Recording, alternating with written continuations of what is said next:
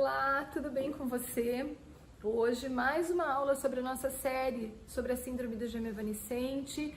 Nós que estamos semanalmente abordando esse assunto e compreendendo a complexidade e também a importância de reconhecer o movimento da síndrome do gêmeo evanescente.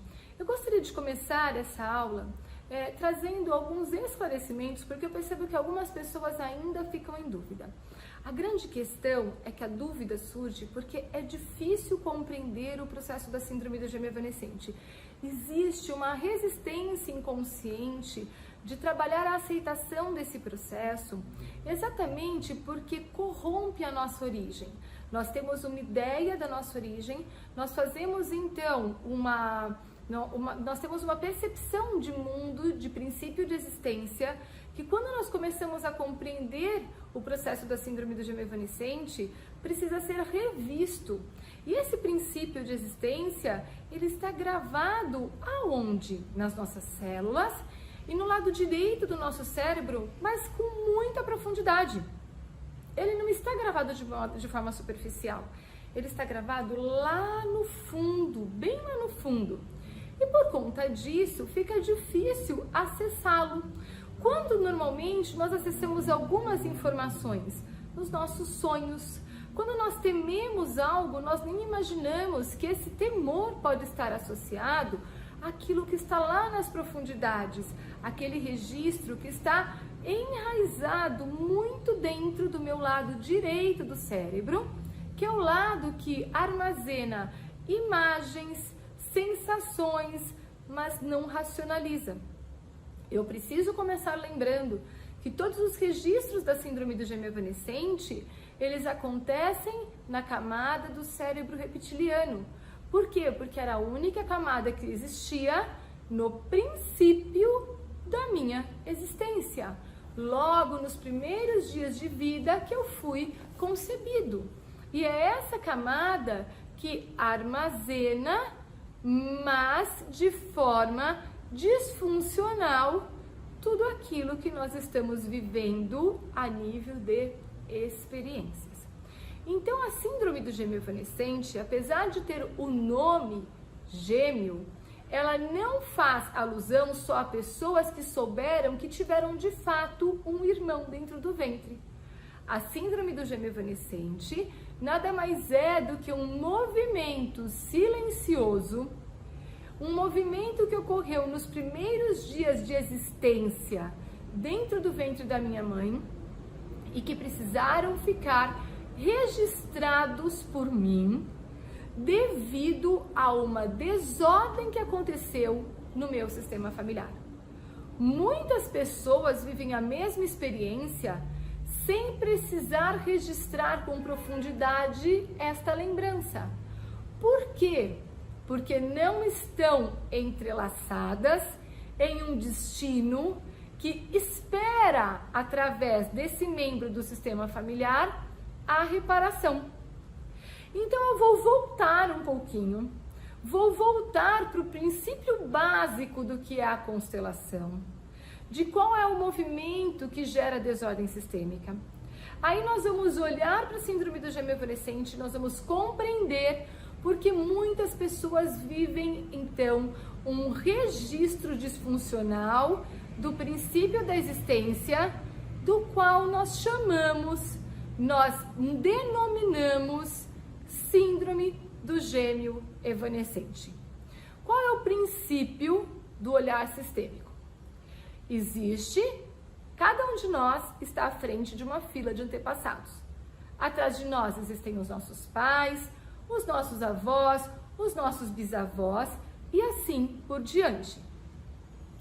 Se existiu alguma desordem no passado, o que é essa desordem? Às vezes lá na 12ª geração, aonde alguém não foi reconhecido, houve um suicídio inesperado, houve um movimento que não foi bem sucedido, houve um abandono, um filho não foi incluído no sistema, uma morte inesperada, um acidente aconteceu. Tudo isso gera necessidade de reparação. o sistema ainda vibra uma necessidade de que algo seja percebido. Uma inteligência universal, ela cuida dessa fila de antepassados e o tempo todo ela fica rastreando essa fila e observando quais são as desordens existentes nessa fila. Percebendo essas desordens, ela identifica nas gerações atuais quem são os principais elementos que possuem mais ressonância com aquilo que aconteceu no passado e com os envolvidos naquela situação. Então, por exemplo, se uma pessoa, um filho não foi reconhecido, se tornou um filho bastardo, e ele nasceu no mês 11, na gestação que acontece hoje, um filho vai nascer no mês 11, ele seria um possível candidato a viver uma identificação e no decorrer da sua vida repetir em partes a desordem experimentada por aquele filho que não foi visto, que não foi reconhecido. Como é feito esse processo? Desde o primeiro movimento de explosão de vida, essa energia gera uma ligação. Essa energia se interliga, a energia do passado, da desordem, com a energia do presente. Quando isso acontece, abre-se então uma necessidade de se iniciar registros e situações experimentadas por aquele que está sendo gerado, para que ele possa, de fato, praticar a identificação com aquele do passado. Qual é a intenção desse movimento acontecer? Que através de ocorrências com essa vida do presente, com esse bebê que está sendo gerado e com essa vida do presente, alguém olhe e diga: opa, alguma coisa no passado aconteceu que precisa ser vista. E chegue até a origem. Olhe para essa criança que não foi reconhecida e diga: agora eu te vejo, agora eu te reconheço. Quando isso acontece, essa criança recebe o direito de acessar o sistema familiar. Essa criança é reconhecida pelo seu pai e pela sua mãe. Essa criança se reconcilia com a sua história. Um bálsamo, um alívio surge. E como consequência dessa reconciliação, vem uma bênção para que essa vida da geração atual seja liberada e a repetição não precise mais acontecer. Esse é o princípio do olhar sistêmico e da existência de cada um de nós. Então, a partir do momento em que existe a identificação e o entrelaçamento de energia, aquele bebezinho, aquele pequeno embrião que está surgindo dentro do ventre, ele começa a gerar registros que vão se tornar registros relacionados, referentes à síndrome do gêmeo evanescente, com uma intenção, que seja percebido lá atrás o que houve de desordem. Mas esse registro, ele vai gerar lembranças disfuncionais que darão origem a comportamentos e sentimentos no desenvolvimento de todo esse ser humano.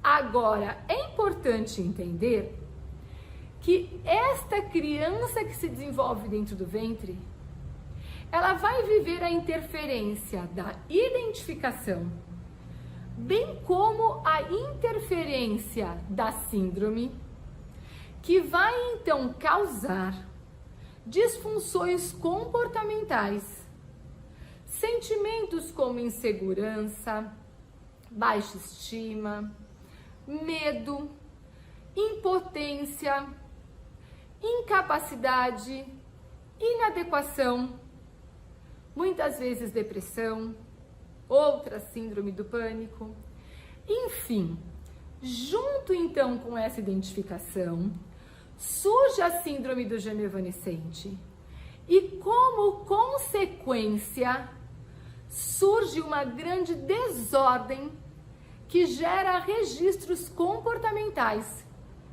que acompanharão este elemento, este membro do sistema familiar por toda a sua vida. E se ele não corrigir, ele pagará uma conta pelo reflexo de todo este movimento. Agora, por que esses sentimentos que ele vive são desorganizados e são tão potentes, são tão fortes? Por duas situações. A primeira situação que você precisa levar em conta é que alguém lá atrás passou uma vida inteira esperando a organização do seu sistema. Vamos continuar olhando então para o filho que não foi incluído no sistema familiar. Um filho bastardo que esperou o reconhecimento de um pai durante toda a vida, por exemplo. O que ele sente? O que esse filho lá atrás no passado sentiu? Abandono, falta de reconhecimento. Automaticamente ele passa uma vida esperando que um pai olhe para ele e diga: meu filho, eu te reconheço. Através de mim você tem um lugar nesse sistema. Se ele registra que o pai deu as costas, que o pai não reconheceu, ele registra então que ele não foi capaz de manter o pai junto dele. Claro que isso é um registro disfuncional, mas é um registro que surge com muita frequência. Ainda se ele se torna um segredo, ele sente que ele não deveria existir, porque sendo um segredo, ele coloca em risco um pai, a reputação de um pai ou de uma mãe. Então ele carrega dentro dele uma culpa, a culpa pela existência. E como a culpa é forte junto àquele que tem a síndrome do gêmeo evanescente. A culpa é forte por dois motivos também. O primeiro nós já estamos falando aqui, que é a questão do passado. Entender que esses sentimentos passam a se repetir nessa geração atual, através desse membro que passa a representar a desordem do passado, é fundamental para você entender que você não pode só corrigir a questão comportamental do gêmeo, porque você não vai encontrar resultado. Você só vai alcançar resultado na correção comportamental se você desvincular, gerar a correção para que aquela energia que está prendendo o elemento da geração atual a olhar para trás e continuar repetindo sensações, sentimentos e a história, se desconecte. E como a desconexão vem? Através de uma correção sistêmica. Como é feita essa correção sistêmica? Em uma constelação. E aí vem uma dúvida. Kátia, mas eu fiz uma constelação e não mostrou. Eu sei. Aí que está a maior dificuldade. Quando você faz uma constelação com representantes, num movimento, com pessoas, numa sala, esse sistema não abre. Por que esse sistema não abre? Porque o sistema familiar o sistema que você acessa é o sistema familiar. É a energia do sistema familiar. A energia do sistema do ventre antecede a energia do sistema familiar. É algo ainda que precisa ser muito explorado e estudado e que ainda não é abordado no Brasil e quase em nenhum lugar do mundo. Quando eu tenho a percepção do gêmeo dentro do ventre, quando eu vou para uma constelação no chão, quando eu sento no chão ou eu deito no chão e a constelação se inicia ali a energia de dentro do ventre se abre. A única forma de você identificar a síndrome do gêmeo evanescente Ou é através da constelação com cartas terapêuticas, constelação com bonecos ou elementos, ou então quando você coloca os representantes no chão. Se você não faz esse movimento, não vem o diagnóstico da síndrome do gêmeo evanescente. Você também pode usar um tetralema para fazer esse diagnóstico. Muitas vezes eu uso o tetralema e é perfeito. É perfeito. Então, o primeiro passo é entender que às vezes você sai de uma constelação ou você faz uma constelação e você fala, gente, parece que a mãe teve um aborto. Eu não consigo entender muito bem. E a mãe jura que não teve um aborto e não sabe realmente que teve. Quem foi esse aborto? Foi esse irmãozinho dentro do gêmeo, que ficou dentro do ventre, junto de alguém, que ficou poucos instantes, poucos dias e nem foi percebido pela mãe. Foi esse pequeno embrião que espera também o reconhecimento, porque ele tem um legado a ser cumprido. Qual é o legado a ser cumprido? A desordem do passado que precisa ser vista.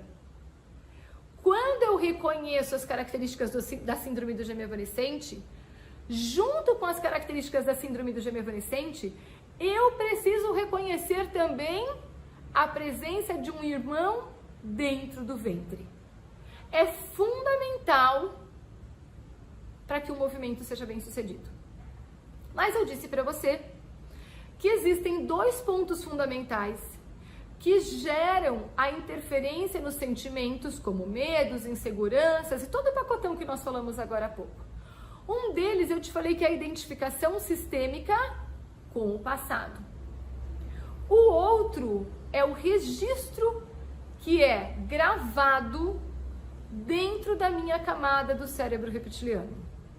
No momento em que tudo isso acontece, é um princípio de existência que nós não temos ainda braços, pernas, somos um pequeno grão de feijão e temos uma fininha camada de cérebro reptiliano. Mas ali nós já estamos dentro de um saco gestacional que está solto dentro do líquido amniótico, aguardando pela implantação com placenta, cordão umbilical. E aquele outro embriãozinho também se encontra nessa mesma condição.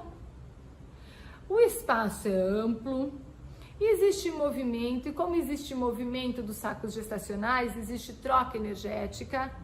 Como consequência da troca energética, existe pequenos feixes de luz que se mostram por essa troca energética, gerando luminosidade dentro do ventre. Nesse momento, o ambiente é agradável e eu sinto uma troca de contato. Eu tenho uma percepção de troca de contato que nós chamamos de conversa metafórica. Essa percepção pode ser observada em casos de gêmeos que se desenvolvem e até a vida adulta tem uma percepção mais apurada das necessidades que um possui e que o outro possui. Normalmente, muitos que possuem o registro da síndrome do gêmeo evanescente se dizem como muito sensíveis, que possuem uma percepção muito aguçada, e realmente isso acontece. Se dizem sensitivos. Por quê? Porque num princípio de existência desenvolveram esta percepção. E quando esse movimento ele vai acontecendo, vai sendo registrado dentro da minha camada do cérebro reptiliano uma promessa de desenvolvimento em conjunto. Quando os dias vão acontecendo, a implantação vai acontecendo e começa a faltar recursos dentro do ventre para que os dois se desenvolvam. A partir deste momento, os sentimentos disfuncionais vão começar a surgir dentro daquele que será o sobrevivente. Por quê? Porque o movimento do outro embriãozinho começa a se aquietar. Ele começa a entrar em apatia, vai sentindo falta de recursos, percebendo que os recursos vão minguando, até que ele entra num processo de decomposição. E este que fica aqui, ele começa a se questionar. Primeiro ele se agita, tentando estimular o outro. Quando essa agitação não tem resultado, ele começa a perguntar o que ele está fazendo de errado. Aqui começam já as dúvidas. Aqui já começa a insegurança. Eu estou sendo inadequado? Eu não sou capaz? Eu não sou simpático o suficiente, né? Vamos traduzir dessa forma. Ele não desejou mais ficar comigo? O que eu tenho de errado? Por que ele se afastou de mim? E todos esses registros vão gerando marcas que não são racionalizadas. Ele não consegue racionalizar, ele não consegue dizer assim, deixa eu ver o que está acontecendo. Por que ele não consegue dizer, deixa eu ver o que está acontecendo? Porque ele não tem camadas cerebrais para raciocinar. Nesse momento, ele não possui a parte cognitiva, ele só possui a parte da camada do cérebro reptiliano, que gera um armazenamento de imagens e sensações que ele não consegue compreender que ele está vivendo. Um outro ponto que é muito importante que eu compreenda é que, nesse momento, eu começo a perceber uma mudança nas condições de dentro do ventre, no estado geral de dentro do ventre. O ambiente começa a se transformar. Por quê? Porque existe um estado de decomposição que começa a surgir, e esse estado de decomposição, ele vai gerando o escurecimento do ventre, o movimento também cessou porque não tem mais interação, o odor se intensifica e o sabor também vai ser alterado. E essa percepção de um meio agora insalubre gera um desconforto ainda maior no embrião, que começa a se sentir abandonado. Começa a se sentir num estado constante de alerta, porque ele não sabe qual é o próximo movimento inesperado que pode acontecer. Então veja que todo um quadro é gerado ali. Mas comecem a observar que, da mesma forma que lá atrás alguém se sentiu abandonado, este bebezinho, este embriãozinho começa a repetir, sentindo também o movimento do abandono. Aqueles sentimentos que já vêm numa caixinha, a bagagem que ele já trouxe, começam agora a se fundirem com uma bagagem que ele começa a desenvolver. E ele começa a desenvolver e ele começa a marcar, essa bagagem começa a gerar informações que vão ficar enraizadas à medida em que cada célula se reproduz e à medida em que cada parte do seu corpo se desenvolve. E muitas vezes vem uma dor crônica. A criança já nasce com uma dor crônica. Naquele espaço do corpo que se desenvolveu, que era o que mais se aproximava do outro pequeno embrião. Ainda muitas vezes, quem tem o registro da síndrome do gêmeo evanescente faz tatuagens, porque marcam a existência de algo que ainda precisa ser interpretado, que ainda precisa ser visto. Então, todo esse movimento, ele vai sendo gravado durante o desenvolvimento. E quando o embriãozinho começa a tomar forma de bebezinho, que começa a perceber que tem dedinhos, que começa a perceber que tem o poder de piscar, que começa a perceber que tem o poder de sugar, aquele registro inicial já está gravado.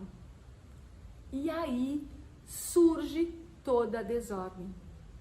Ele traz com ele uma marca, como se estas informações que ele gravou fossem parte da identidade de ser humano que ele vai se transformar. Na verdade, não é uma identidade dele. Na verdade, é um registro que foi criado a partir da bagagem que foi entregue para ele, mais aquilo que foi sendo desenvolvido dentro do ventre. no decorrer do desenvolvimento dessa criança depois do seu nascimento, ela pode projetar, se ela estiver identificada como uma criança do passado que não foi reconhecida pelo pai, por exemplo, ela pode projetar no pai o registro da síndrome do gêmeo evanescente. E uma grande confusão se forma, inclusive a nível de hierarquia. Por quê? Porque ele vai enxergar o pai como irmão e não como pai. Se eu tiro meu pai de trás de mim, o que fica? Um buraco. Ele repete o buraco daquele filho que não foi reconhecido pelo pai no passado. Mas como fica a vida desse bebezinho, dessa criança? Com falta de energia do masculino. Por quê? Porque sistemicamente o pai não está colocado no lugar que deveria estar. Como consequência, como fica o poder de concretização dessa criança, desse jovem e desse adulto? Enfraquecido. Muitas vezes, aonde vem essa interferência? No profissional, no financeiro, nos relacionamentos, em todas as áreas da sua vida. Agora, veja bem como, na verdade, isso é complexo. A partir do momento em que eu tirei a força do masculino de trás de mim, eu tirei a força de concretização. Eu luto para concretizar e eu consigo concretizar? Com muita dificuldade ou às vezes não consigo. E se eu luto para concretizar e às vezes ainda assim eu não consigo, eu começo a sentir que eu não sou capaz de concretizar. Quando eu sinto que eu não sou capaz de concretizar, toda a minha parte comportamental é reforçada e a minha crença de que eu não sou capaz, de que eu sou inadequado, que eu não consigo manter, que eu não sou suficiente, se reforça ainda mais. Então a desordem sistêmica passa a alimentar e a reforçar uma questão comportamental que gera estagnação naquele que tem o registro da síndrome do gêmeo evanescente. Esse quadro é um quadro típico de quem possui o registro.